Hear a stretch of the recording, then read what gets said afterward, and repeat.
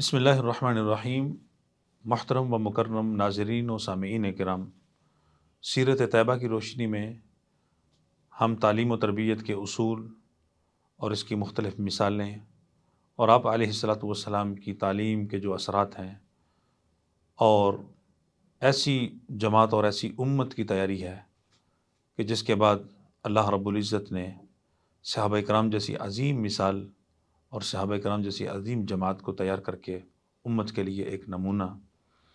بنایا، اور ہمارے اسلاف اللہ رب العزت نے انہیں بنایا۔ صحابہ کرام رضوان اللہ علیہ مجمعین کے ایمان کو باقی امت کے لوگوں کے ایمان کے لیے قسوٹی اور معیار قرار دیا۔ ناظرین کرام، آج ہم مطالعہ کریں گے اور اس بات کو جاننے کی کوشش کریں گے کہ سیرت طیبہ کی روشنی میں تعلیم کے وہ کون سے سنہرے اصول ہیں کہ جنہیں ہم پڑھ کر، سیکھ کر کامیاب و کامران ہو سکتے ہیں۔ خاص طور پہ ہمارے جو طلبہ ہیں، ہمارے جو اسٹوڈنٹس ہیں، جب وہ اس لرننگ لائف سے گزر رہے ہوتے ہیں، کالج میں ہوں، یونیورسٹی میں ہوں یا مدارس میں ہوں یا کسی بھی وہ ایجوکیشن انسٹیٹیوٹ کے اندر زیر تعلیم ہو، تو ان کے لیے ایک بہترین جو چیپٹر ہے سیرت کا، وہ در حقیقت علم کے حصول میں جو نبی اکرم صلی اللہ علیہ وسلم کے بتائے ہوئے سنہری اصول ہیں، آپ کی تعلیمات اور ارشادات ہیں، ان کو سیکھنا ہے تاکہ وہ ان سنتوں پر عمل پیرا ہو سکے۔ ناظرین کرام، تعلیم کی بنیاد قرآن مجید سورۃ محمد کے اندر اللہ رب العزت نے وہ یہ بیان فرمائی ہے کہ فَاعْلَمْ أَنَّهُ لَا إِلَهَ إِلَّا اللَّهُ، کہ سب سے پہلے تو اس بات کا علم جاننا ضروری ہے کہ اللہ کے سوا کوئی بندگی کا لائق نہیں ہے، یعنی لا الہ الا اللہ کا علم۔ ایک بچہ جب بولنے لگتا ہے تو اسے لا الہ الا اللہ کی تعلیم دینا مسنون ہے، حکم ہے اس کا۔ اور یہ لا الہ الا اللہ کا مطلب کیا ہے؟ ہماری امت کے اندر اور ہماری قوم کے اندر اگر یہ لا الہ الا اللہ ایمان اور توحید کی تعلیم آ جائے تو یقین جانیے کہ یہ اکیلا لا الہ الا اللہ باقی جتنی بھی بیماریاں ہیں ان سب کے لیے شافی بن جائے گا۔ اگر دل میں ایمان ہے تو پھر سمجھ لیجئے کہ بندہ نفسیاتی مریض کبھی نہیں بن سکتا۔ اگر ایک بندہ اعوذ باللہ من الشیطان الرجیم پڑھ لیتا ہے اور سمجھ کے پڑھ لیتا ہے تو اس کے بعد اس کو کبھی یہ خطرہ نہیں رہے گا کہ جب میں اللہ کی پناہ میں آ گیا ہوں تو میرا پھر انسانوں اور شیطانوں میں سے کوئی کیا بگاڑ سکتا ہے۔ ناظرین اکرام، نبی اکرم صلی اللہ علیہ وسلم نے صحابہ کرام کی جس بنیاد پر تربیت فرمائی اور ان کی تعلیم کا جو بندوبست فرمایا، در حقیقت اس کی بنیاد لا الہ الا اللہ پر تھی، ایمانیات پر تھی، ارکان ایمان، ارکان اسلام پر تھی،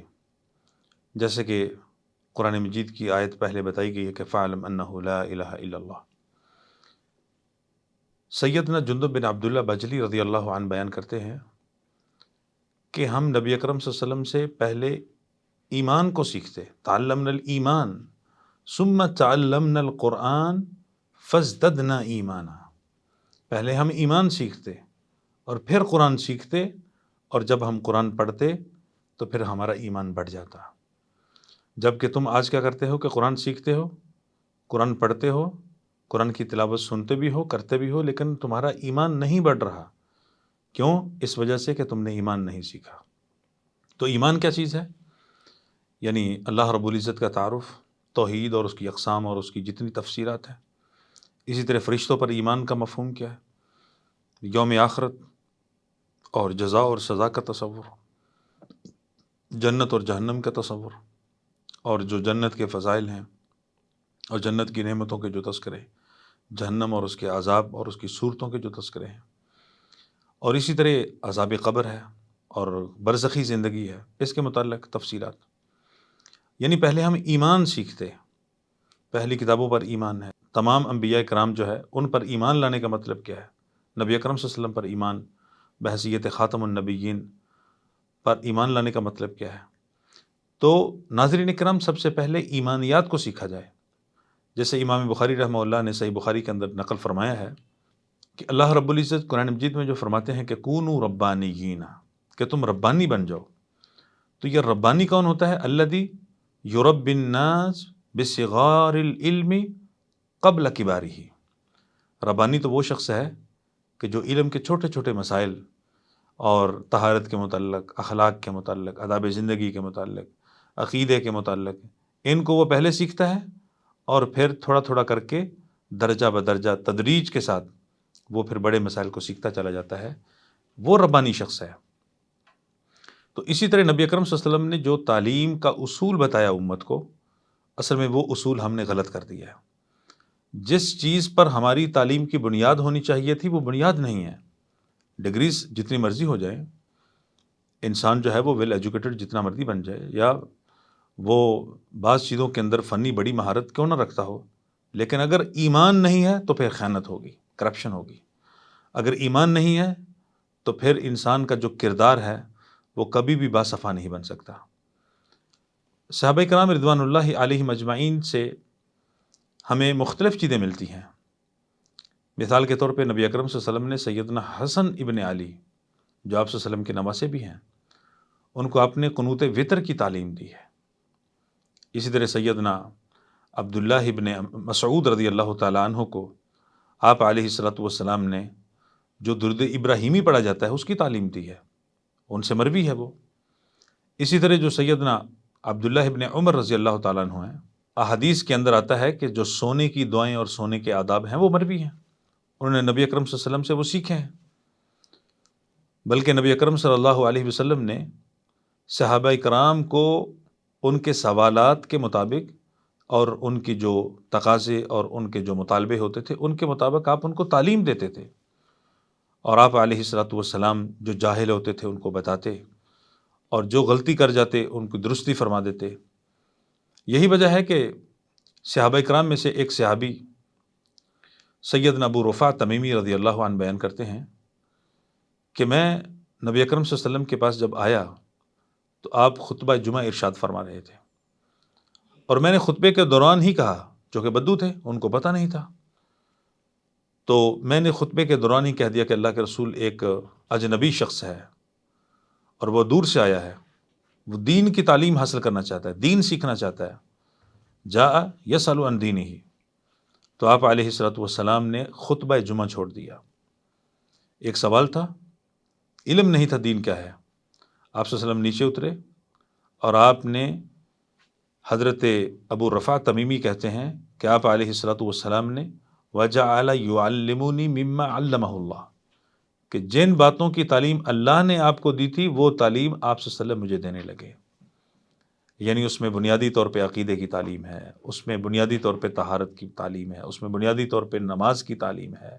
اس میں بنیادی طور پہ اخلاقیات کی تعلیم ہے، بنیادی طور پہ اس میں آداب زندگی اور رہن سہن کے آداب کی تعلیم ہے۔ نبی اکرم صلی اللہ علیہ وسلم ان کی تعلیم دینے لگے، اور پھر اس کے بعد آپ صلی اللہ علیہ وسلم نے جب بات مکمل ہوگی تو آپ اٹھے اور آپ صلی اللہ علیہ وسلم دوبارہ خطبہ شروع کیا، اور خطبے کے جو آخری الفاظ